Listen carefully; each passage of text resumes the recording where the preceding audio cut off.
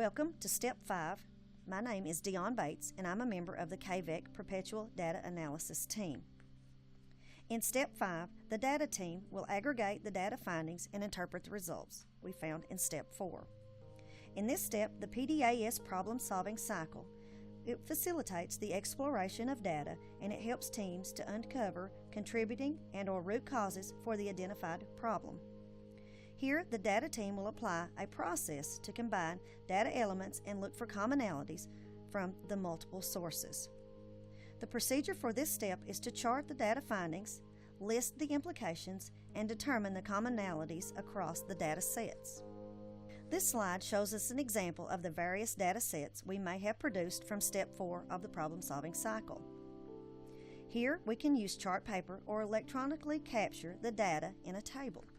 After we capture the data, we move to implications and commonalities. Here, we begin to discuss the findings across each of the 4 types of data, and we consider the implications of those findings. We are also looking for commonalities and connections between the data. For instance, do we see a particular grade level or subgroup of students that are not performing well, and are those same students found to have an increased number of discipline referrals or chronic absenteeism? When considering comparing the data across multiple types, think about these questions. Have all of the questions been answered? How did the team's thinking change? Did the staff identify the best problem of practice, or did an underlying core problem surface? And what contributing cause for the identified problem were uncovered? Aggregated data are data findings combined from multiple sources.